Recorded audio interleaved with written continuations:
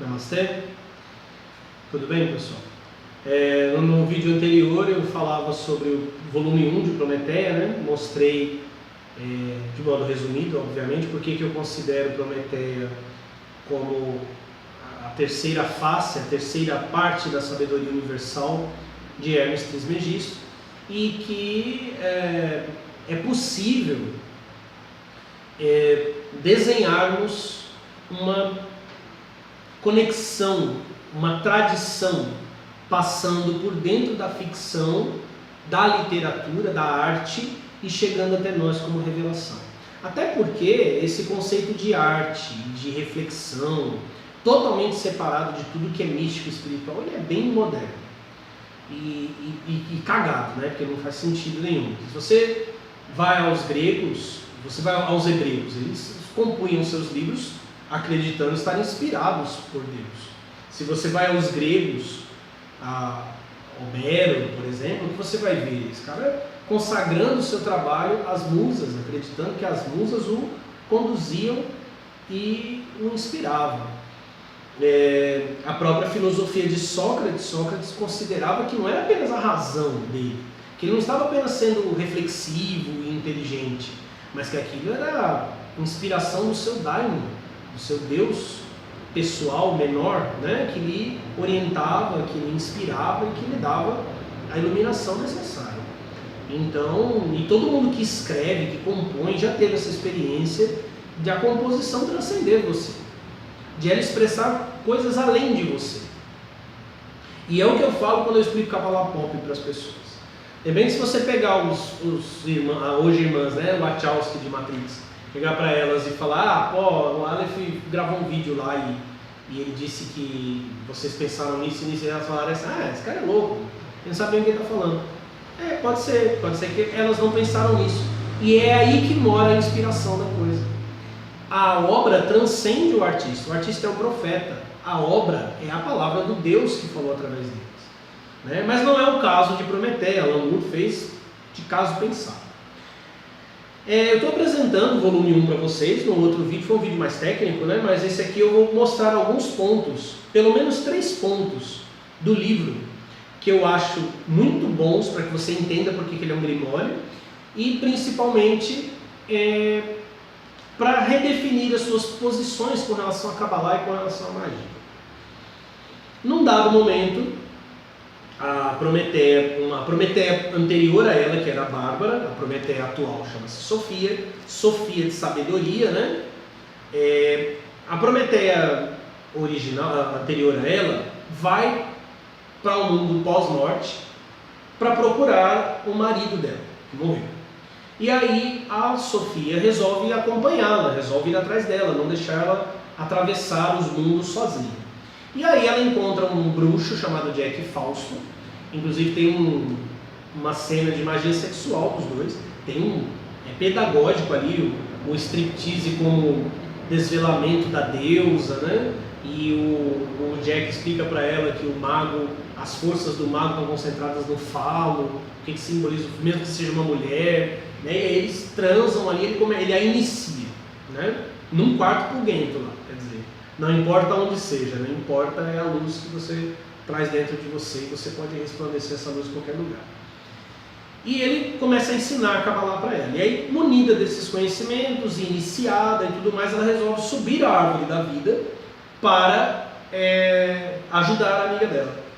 E aí, no momento em que elas entram na imatéria, que eu falei no outro vídeo, né, o mundo dos mitos, o mundo da imaginação, o mundo da verdadeira matéria, né, o nosso mundo, vocês devem lembrar lá no começo, quando eu falei dos ícones, né, que o nosso mundo, o mundo das nossas leis físicas é um mundo degradado, né, as leis físicas que nos aprisionam, elas são fruto da queda.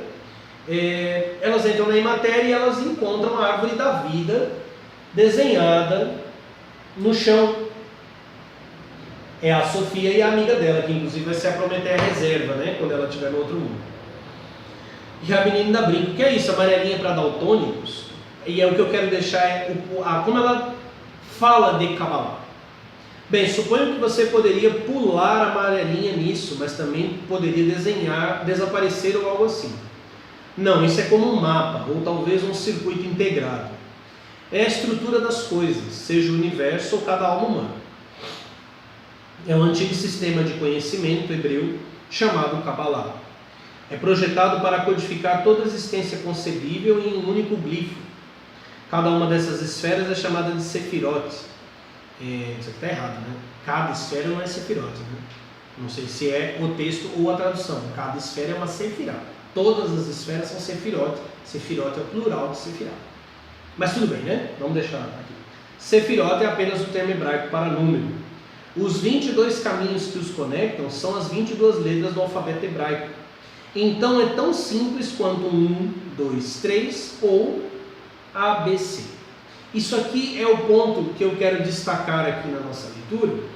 Que o que ela diz? Olha, é um sistema extremamente complexo, é um mapa da alma humana, é toda a existência concebida num gráfico, ele é a estrutura das coisas, da pedra, do celular ou computador no qual você está me assistindo. E quando a gente pensa nisso, fala, nossa, é algo extremamente grandioso, extremamente inacessível de tão grandioso, mas ela diz que não.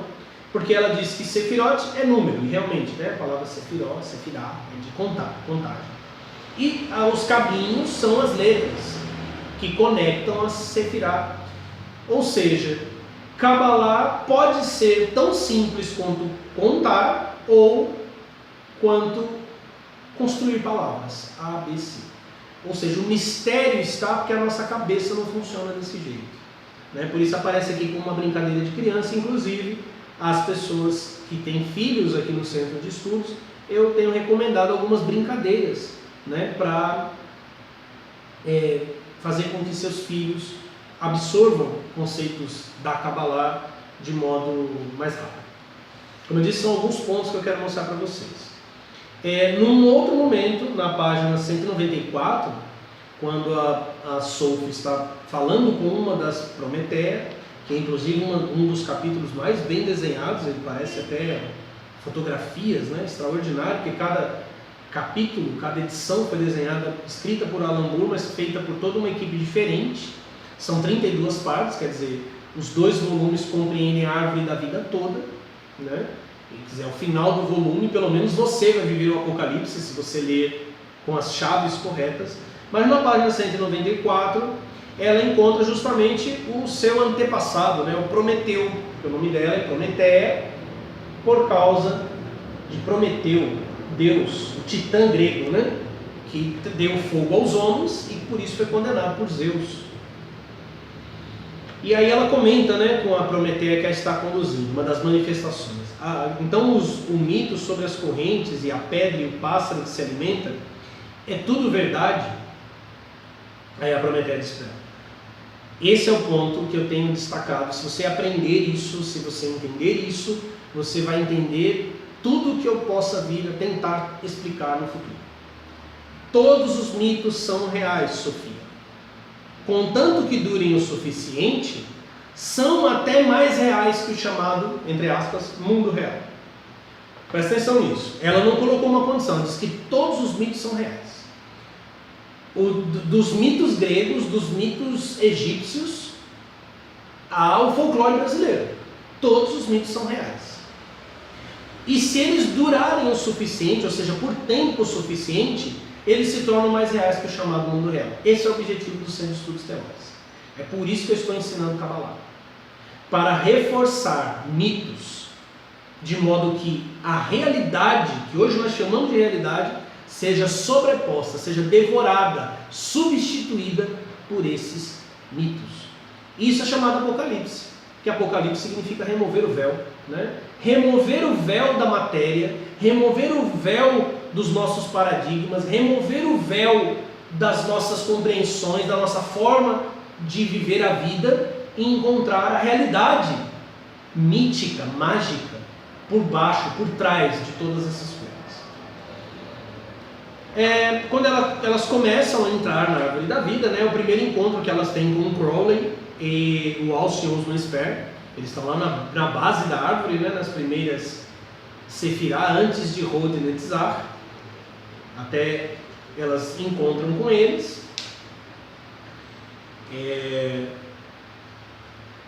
logo depois que elas passam pelo primeiro caminho.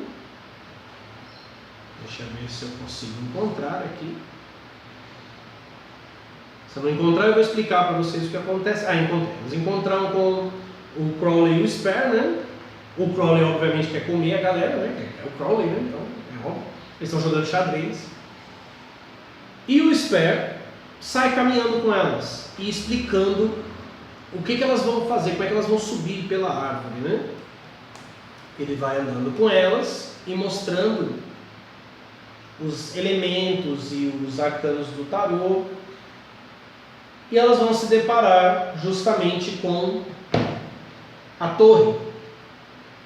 E a Prometeia Bárbara, né, que é a Prometeia anterior a Sofia, diz: o que é aquilo? As pessoas estão caindo. Se você olhar o arcano 16 do tarô, você vê que o topo da torre está quebrado, pessoas estão caindo, né? Não deveríamos ajudá-las? Que o Sper responde: não há porquê, Bárbara, minha querida. Elas estão sempre caindo. Essa é a torre atingida pelo raio, é o símbolo do 27º caminho. É toda a torre que qualquer homem ou mulher já construiu. Um prédio, um casamento, uma carreira. A intenção é alcançar o céu. O raio é o que nos ensina humildade. Cara, esse texto, esta fala, vale mais do que qualquer homilia ou pregação que você ouvir.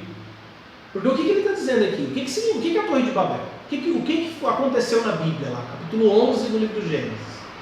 Construir uma torre para tocar o céu e não serem dispersos. É a nossa busca pela felicidade. Se eu tiver tal coisa, tal carro, eu serei feliz. Se eu casar com aquela pessoa, eu serei feliz. Se eu tiver aquele emprego, eu serei feliz. Essa é a torre. O objetivo é chegar no céu. O que é o céu na linguagem religiosa? Um lugar onde não tem sofrimento, onde não há dor, onde não há morte, quer dizer, alcançar a vida perfeita. Eu conheci pessoas que achavam que quando casasse, até brincava, né? Que a pessoa ia casar e aí depois ela saísse do casamento ia congelar a imagem e ia subir as letrinhas como uma música romântica. A pessoa pensava que pós-casamento o mundo se corrigia, divinizava. E ele está dizendo aqui que não. A torre será destruída. A torre será quebrada. Não é uma ameaça, tá? É um aviso. O universo meio que não perdoa, né? Ele está em movimento. E o objetivo é nos elevar da matéria para o espírito. Então deixa eu te dizer uma coisa. Eu não sei que torre você erigiu.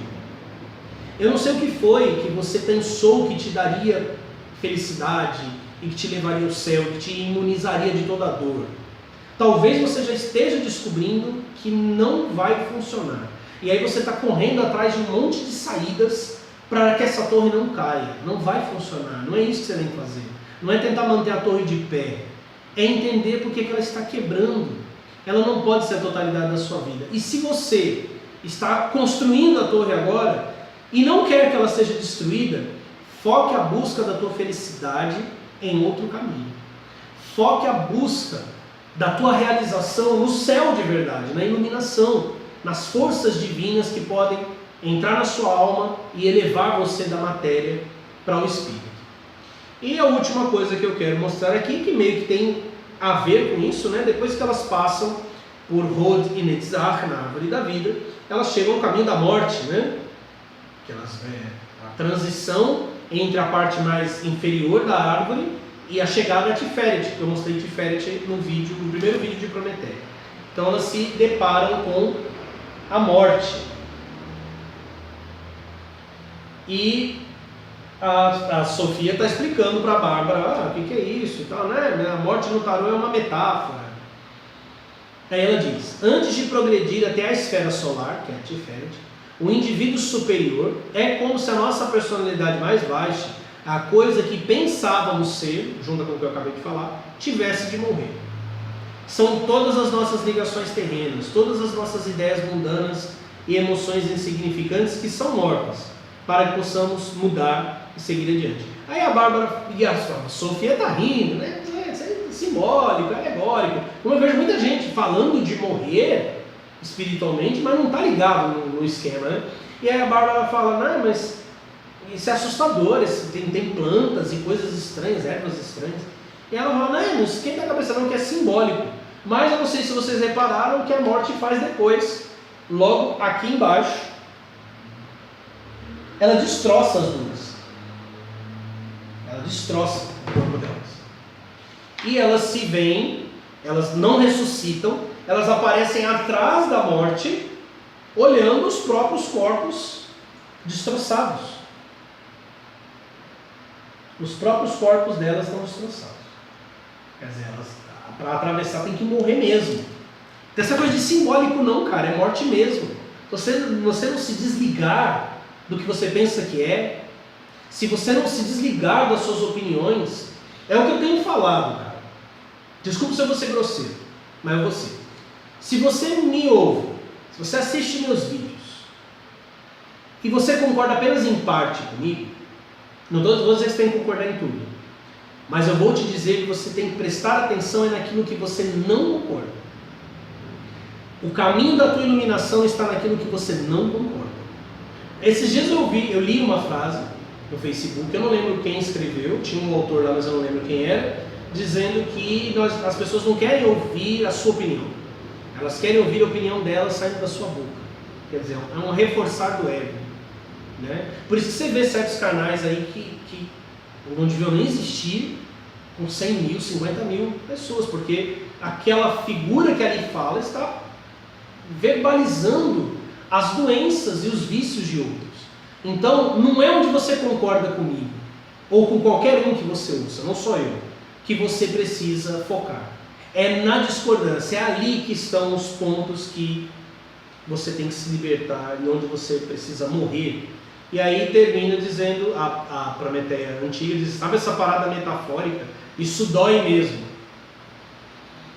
Aí ela diz sim, porém meio que transcende a ideia, quer dizer, está além da ideia e além da própria morte física, né? Você se desligar das conexões terrenas para poder elevar-se e chegar à consciência divina. Então, isso aqui eu estou mostrando os elementos extremamente úteis que existem dentro do livro Prometeia.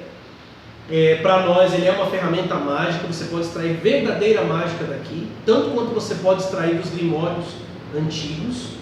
E se você não está trabalhando com a gente, ou não sabe usar, ou até tem medo de usar, mas eu te garanto uma coisa, vale a pena ler, vale a pena pegar esses vídeos que eu fiz, fazer deles um guia para a tua leitura, porque a fagulha da imaginação vai abrir as portas para você de uma nova experiência, de um novo mundo.